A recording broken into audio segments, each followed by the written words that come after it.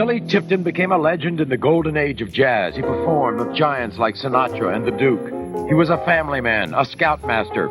But Billy Tipton was really a woman, and nobody knew. In the smoky jazz clubs of the mid-20th century, where the sound of saxophones curled through the air like incense and piano keys rattled out syncopated hymns to freedom, there was a name whispered with admiration: Billy Tipton. To those who saw him live, he was a gifted showman, a pianist who could swing with elegance and improvise with a sly sense of humor. He sacrificed his womanhood for the sake of art. Exclusive on Interview with the Wife, who lived with Billy's 60-year secret. To friends and neighbors in Spokane, Washington, where he eventually settled, he was a consummate gentleman, a doting father of 3 boys, and a steady presence who could be counted on to fix a broken bike, attend a ball game, or offer an encouraging word. To his bandmates, he was one of those rare musicians who never needed to be the loudest voice in the room, but who always carried himself with an ease that made everyone else relax. For decades, that was the entire picture of Billy Tipton. Then, in January of 1989, the story changed in a way that no one, not even his family, could have imagined. When paramedics rushed into Tipton's modest Spokane home after a hemorrhaging ulcer collapsed him, they discovered a secret that had been carefully guarded for over half a century. Beneath the gentlemanly suits, behind the gravelly voice and the cultivated image, Billy Tipton had been born Dorothy Lucille Tipton. The man who had lived as a jazz musician, band leader, and father was, in the blunt words of tabloids that swarmed the revelation, really a woman. It was a discovery that shocked not only his children and the women who had loved him, but also the entire music world. It raised questions about identity, secrecy, the cost of living a double life, and the line between survival and self-expression in a society that left little room for complexity. To understand how Billy Tipton could keep such a secret for so long, you have to go back to Oklahoma City in 1914. Dorothy Lucille Tipton was born into a family that fractured early. Her parents divorced when she was still a small child, and she grew up in Kansas City under the care of an aunt. Like many restless, artistic children, she found escape in music. By high school, she was already skilled on both piano and saxophone, but her ambitions were checked by rigid gender norms.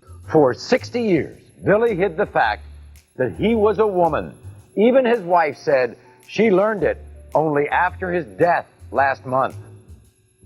The day that he died, our young son and I found out through the paramedics that Billy had been hiding this secret for over half a century, that he was a woman.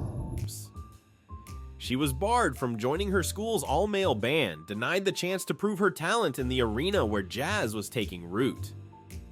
That exclusion seemed to solidify something in her. If the world wasn't going to make space for her as a woman, she would carve out her own space by becoming someone else. By 1933, Dorothy had begun binding her chest and adopting a more traditionally masculine presentation. The name Billy Lee Tipton soon followed, and with it a gradual shift from performance to identity. At first, it may have seemed like a disguise designed to gain entry into male-dominated bandstands, but by the early 1940s, Billy wasn't just a stage persona. He was living as a man in private life too. The transition wasn't accompanied by grand announcements or surgical interventions. It was instead an ongoing act of self-creation, one carefully managed through clothing, storytelling, and a determination to let the music do the talking. The gamble worked. By 1936, Tipton was leading his own band on KFXR radio. 2 years later, he was working with Lou Vannie's Western Swingbillies, then touring with Scott Cameron's band, then spending years with George Meyer's group in Missouri. His style, heavily influenced by Teddy Wilson and the swing giants of the era, blended charm with technical precision. Audiences loved him, bandmates respected him, and no one questioned his masculinity. The 1940s and early 50s were a grind of endless touring, dance halls, taverns, radio stations across the Midwest and Pacific Northwest. Jazz was popular, but it wasn't glamorous at Tipton's level. He played long hours for little pay, lived out of suitcases, and scraped together a living one gig at a time. Yet those years built his reputation. At the Shalimar Room in Oregon, recordings of his trio's performances captured his energetic takes on standards like If I Knew Then and Sophisticated Swing. For nearly 20 years.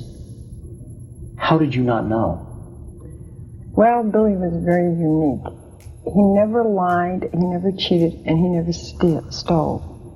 but he had to keep a secret that none of us knew. It was also a secret kept from Billy's 3 adopted sons, who still refer to Billy as he, and of course, Dad. By the mid-1950s, he had formed the Billy Tipton Trio with Dick O'Neill and Kenny Richards, and the group became a hot regional act. In 1956, a talent scout from Tops Records caught one of their sets and offered them a contract. Suddenly, Billy Tipton had records in the stores. Sweet Georgia Brown and Billy Tipton Plays Hi-Fi on piano. Released in 1957, the album sold nearly 18,000 copies, a respectable number for an independent jazz release. They showcased Tipton's flair for standards. Willow Weep for Me, What'll I Do, Don't Blame Me, rendered with warmth and swing. The trio's future looked bright. Tops Records wanted more albums. The Holiday Hotel Casino in Reno offered them a house gig. Even Liberace's People came calling with an opening slot. By the late 1970s, arthritis and bursitis ended his music career. The trio dissolved, and Billy devoted himself to talent booking and his family. But the joy of music never really left him, even as the gigs dried up. Friends recalled how he could still light up a piano when the mood struck, fingers dancing over the keys with the same elegance that had once carried him through endless tours. When his health declined in the 1980s, Billy resisted doctors, insisting his ailments were nothing more than emphysema from years of heavy smoking. In truth, a bleeding ulcer was slowly killing him. On January 21st, 1989, his son William called paramedics in desperation. As they worked to save him, the secret unraveled. The body they tried to resuscitate revealed a truth none of them had expected. I don't know how he did it. I really don't know how he did it. It's amazing. And although a little bewildered, namesake Billy Jr. says, everyone still loves Dad, despite the deception. He's still the same. He's my dad, and I'll love him no matter what. It doesn't matter to me whether it was a man, a woman, or what. Billy Tipton, beloved father, respected musician, was assigned female at birth. The revelation exploded like a jazz improvisation gone wild, shocking his sons, bewildering his partners, and captivating the media. Tabloids splashed lurid headlines. He was a she.